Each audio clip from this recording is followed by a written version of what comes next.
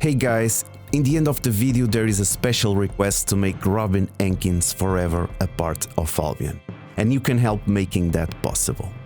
But before that, write your server and in-game name in the comments to have a chance to win a 7-day premium code. And let's see how many Easter eggs Robin Henkys left us in Albion for 11 years as a game director.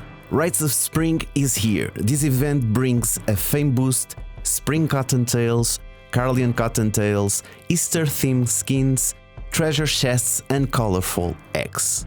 To celebrate this event, we are going to check out some Easter eggs in Albion Online that you probably never heard of.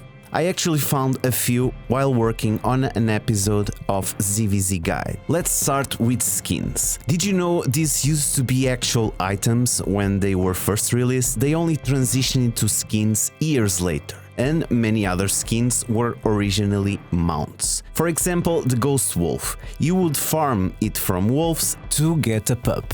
Then you would put it in a kennel and raise it. This was only available on America's server. Same with Spectre Wolf. The stag used to be a tier 6, for example, and there's a lot of examples like this. Speaking of mounts, let's talk about legacy items. Those still exist in the game in the America server. I've already covered the command mammoth, but we also have mules and huskies, which used to have item quality.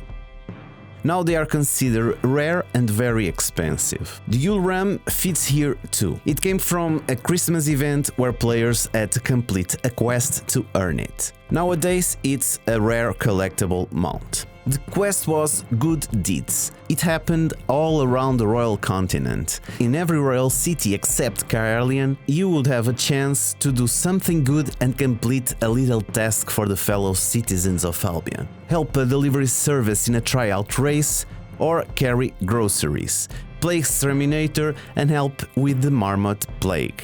Catch the thief of a tasty pie and follow the white rabbit.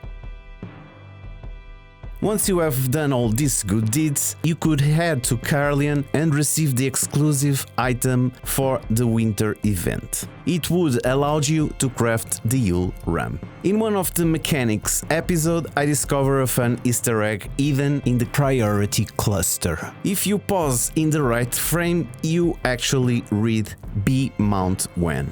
This was a nod to a player who posted on Reddit every day asking SBI to add a bee mount. Instead of adding the bee mount, the devs dropped this small Easter egg.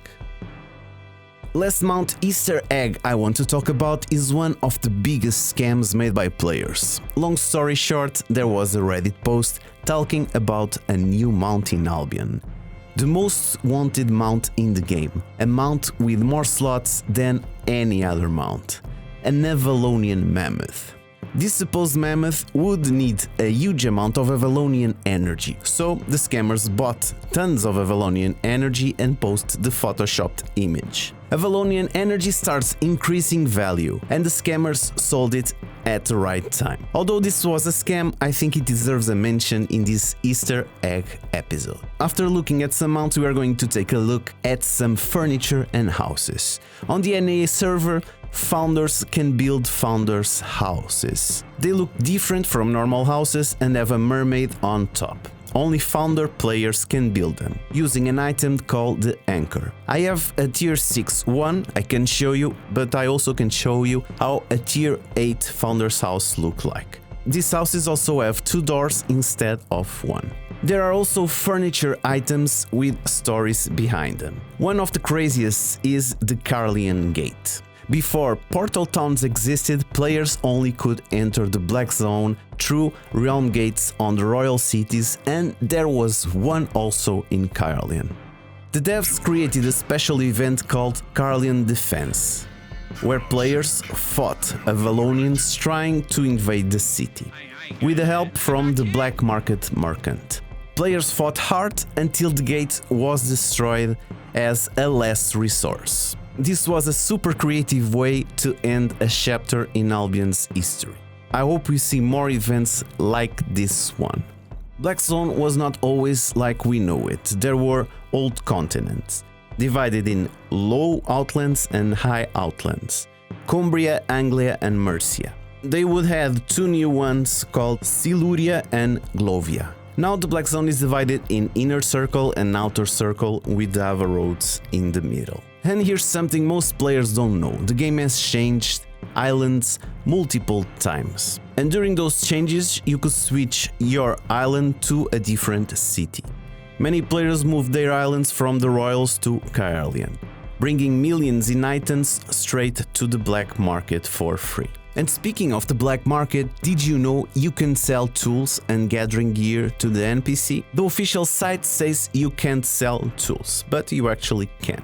That means they also can drop in open world. The demand is low and many get destroyed, so very few ever make it into drops. Some people have gotten tools from drops, but it's so rare that there isn't a screenshot of it. To change that, and following the rites of Spring Spirit, I'm fulfilling some orders in Americas and EU server, so let me know if you got some tools or gathering gear on the mob drops or on the resource mobs. Back in Caerleon, there's another hidden Easter egg. If you fish inside the city, you can catch furniture. Yes, the same furniture you can buy from the island NPC. It takes a few tries, but you will get some eventually. There's another fishing Easter egg that only fishermen know. You can catch sharks not just in beach zones, but also in cross zones. That's wild because sharks are tier 8 and cross zones are tier 2. If you see a shark tail and you have at least a tier 7 rod,